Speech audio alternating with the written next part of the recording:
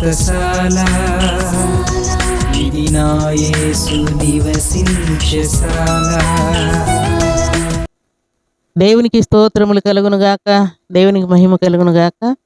సర్వశక్తిమంతుడు అయినటువంటి దేవాతి దేవుడు మనలందరినీ ప్రేమించి ఆయన ఇచ్చినటువంటి శుభదినాన్ని బట్టి దేవదేవుని స్తుతిస్తూ ఉన్నాను. మీ అందరికీ శుభం పలుకుతూ ఉన్నాను. ప్రియులరా, ఈ ఉదయకాల సమయంలో దేవుడు మనందరినీ ప్రేమించి ఇచ్చినటువంటి శ్రేష్టమైన వాక్కు చదువుకుందాం. యెషయా గ్రంథం 41వ అధ్యాయం 10వ వచనాన్ని చదువుకుందాం. నేను నీతో చెప్పి ఉన్నాను, నీకు తోడై ఉన్నాను, భయపడకము, నేను నీ దేవుడనై ఉన్నాను, దిగులు పడకము, నేను నిన్ను బలపరుతును, నీకు సహాయము చేయవాడను నేనే. దేవుడి శ్రేష్టమైన మాటలు దీవించి ఆశీర్వదించునుగాక. సర్వశక్తిమంతుడు అయినటువంటి దేవాతి దేవుడు దేవుని సన్నిధిలో చేరినటువంటి మనందరికీ ఈ చక్కని మాట సెలవిస్తూ ఉన్నాడు. దేవుడు చెప్పినటువంటి విషయాలను చాలాసార్లు మనం మర్చిపోతూ ఉంటాం. దేవుడు చెప్పినటువంటి వాగ్దానాలను కూడా మనం మర్చిపోతూ ఉంటాం.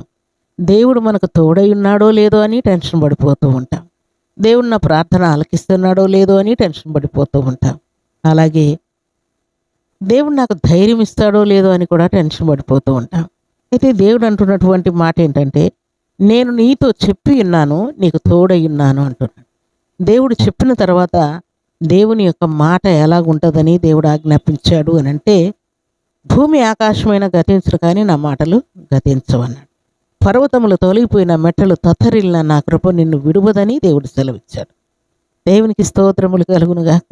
అందుకే భక్తుల జీవితాల్లో కూడా దేవుడు చెప్పినటువంటి ప్రతి మాటను దేవుడు నెరవేర్చుకుంటూ వచ్చాడు.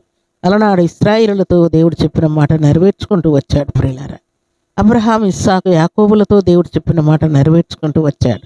ఏలియా, ఎలీషాలతో దేవుడు చెప్పిన మాట నెరవేర్చుకుంటూ వచ్చాడు. దావీదు, సొలొమోనులతో దేవుడు చెప్పిన మాట నెరవేర్చుకుంటూ వచ్చాడు. అలాగే మన జీవితాల్లో కూడా దేవుడు చెప్పినటువంటి ప్రతి మాటను నెరవేర్చుకుంటూ వచ్చాడు. ప్రియులారా, ఈ ఉదయకాల సమయంలో దేవుడు అంటూ ఉన్నాడు, నేను నీతో చెప్పి ఉన్నాను, నీకు తోడై ఉన్నానని దేవుడు మాట్లాడుతున్నాడు. నేను నీకు తోడై ఉన్నాను కనుక నీ అప్పుల గురించి, నీ కేసుల గురించి, నీకు వస్తున్నటువంటి నిందల గురించి, అపమానాల గురించి, అభ్యంతరాల గురించి నువ్వు కృంగిపోక, పాపం నుండి విడిపించబడినప్పుడు ఎట్టి ధైర్యంతో దేవుని కోసం నిలబడ్డావు, శ్రమలు వచ్చినప్పుడు దేవుని కోసం ఎలాగో నిలబడ్డావు, అలాగే తీరని ప్రాబ్లమ్స్ నిన్ను చుట్టుముట్టినప్పుడు ఎలాగో దేవుని కోసం నిలబడ్డావు, అలాగే ఈ శుభదినాన కూడా దేవుడు భయపడొద్దని ఆజ్ఞాపిస్తూ ఉన్నాడు. అలాగే నేను నీకు దేవుడినై ఉన్నాను కనుక నువ్వు భయపడొద్దు అంటున్నాడు, దిగులు పడొద్దు అంటున్నాడు, నేను నిన్ను బలపరుస్తానని దేవుడు అంటున్నాడు. అందుకే భక్తులు ఏం చేశారో, దేవుడు భయపడొద్దన్న ప్రతిసారి కూడా భక్తులైనటువంటి యోనా చేప కడుపులో ఉన్నా కూడా దేవుని బట్టి ధైర్యంగా ఉన్నాడు. దేవా, నువ్వు చెప్పినట్టు చేస్తానయ్యా, నన్ను ఒకసారి బయటికి పంపించు అని ఆయన అగాధములో నుండి దేవుని సన్నిధిలో ప్రార్థన చేసినప్పుడు దేవుడు ఆయన మొరలు ఆలకించాడు. ప్రియులారా, ఆలకించి దేవుడు ఆయనతో చెప్పినటువంటి మాటలన్నిటినీ దేవుడు నెరవేర్చుకుంటూ వచ్చాడు. దేవునికి స్తోత్రములు కలుగునుగాక. అలాగే దిగులు పడొద్దు, నేను నిన్ను బలపరుస్తానంటున్నాడు. ఒకవేళ నీ భర్తను కోల్పోయి, నీ భార్యను కోల్పోయి, కుమారుణ్ణి కోల్పోయి, కుమార్తెను కోల్పోయి దిగులుతో ఉన్నావేమో, ఇక నా సమస్యలు తీరడానికి అవకాశం లేదు, నేను దిగులుతోనే ఇలాగే కుళ్ళి కృషించి నశించాలి అన్నట్లుగా ఫీల్ అయిపోతూ ఉన్నావేమో. దేవుడు అంటున్నాడు, దిగులు పడద్దు, నీకు బలం ఇస్తాను, ధైర్యం ఇస్తాను, విశ్వాసం ఇస్తాను, ఆదరణ ఇస్తాను, నేనే నీకు తోడుగా ఉంటాను, దేవుడనై ఉంటానని దేవుడు అంటున్నాడు. దేవునికి స్తోత్రములు కలుగునుగాక. దేవుడు మనకు దేవుడై ఉంటే మన పరిస్థితులను దేవుడు ఎలాగో దీవిస్తాడు అని అంటే, భక్తుల జీవితాల్లో మనం ఒకసారి జ్ఞాపకం చేసుకుంటే, భక్తులైనటువంటి మోషే, అహరోనులకు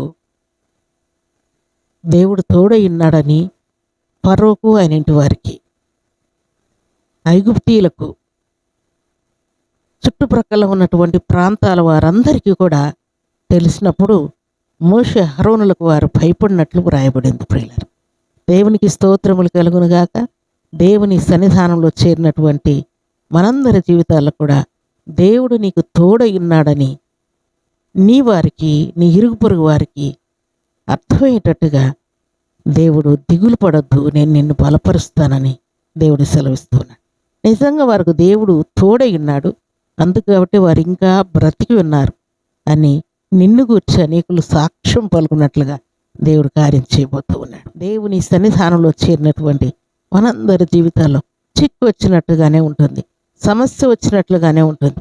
దేవుడు మనకు తెలియకుండా కానీ, కంటికి కనబడకుండా, చెవికి వినబడకుండా, మన హృదయానికి అర్థం కాక మునిపే దేవుడు ఆ సమస్యను క్లియర్ చేసేసి, నిజంగా దేవుడు వారికి తోడై ఉన్నాడు కనుకనే ఈ సమస్య క్లియర్ అయిపోయింది అని అర్థమయ్యేటట్టుగా దేవుడు కార్యం చేయబోతున్నాడు.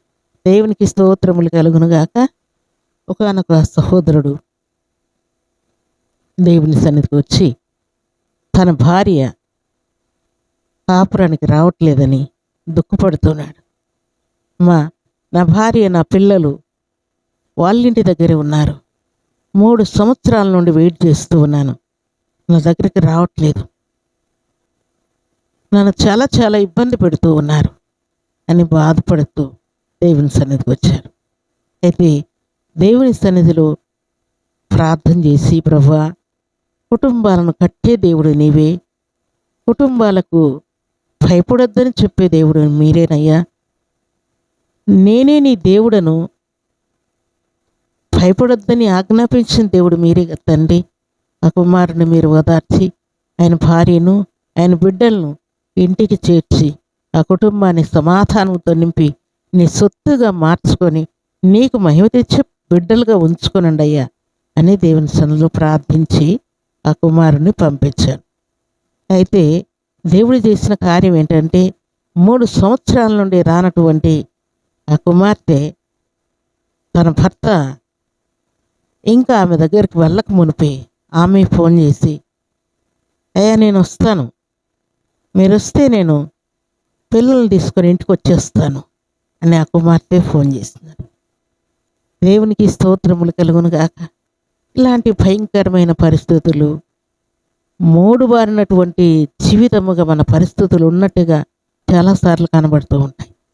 ఇలాంటి పరిస్థితుల్లోనే దేవుడు ధైర్యం ఇవ్వడానికి, భయపడొద్దని చెప్పడానికి, కుటుంబాలను కట్టడానికి, నేను ఓదార్చడానికి, నేను ధైర్యపరచడానికి, నీ కుటుంబాన్ని 30 60 100 వర్ధిల చేయడానికి దేవుడు భయపడొద్దని ఆజ్ఞాపిస్తున్నాడు.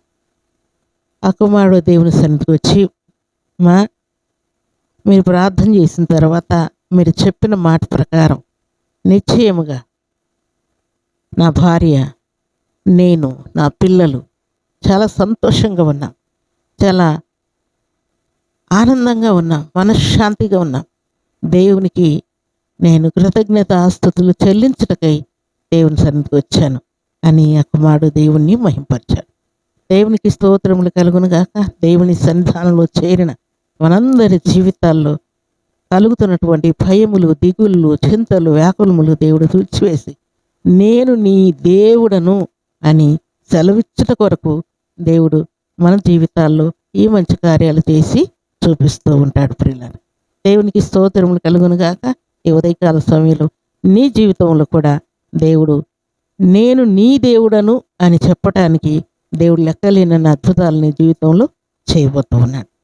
ఆయన అద్భుతములను చేసి నిజంగా దేవుడు నీకు తోడై ఉన్నాడని నీవు మాత్రమే కాదు, నీ ఇంటి వారే కాదు, నీ సంఘమే కాదు, నీ సమాజమే కాదు, నీ ఫ్రెండ్సే కాదు, అనేకులు గుర్తించేటట్టుగా దేవుడు ఘనకార్యం చేయబోతూ ఉన్నాడు.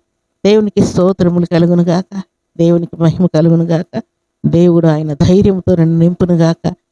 అలాగే నిన్ను బలపరచును గాక. దేవుడు నిన్ను, నీ కుటుంబాన్ని కట్టును గాక.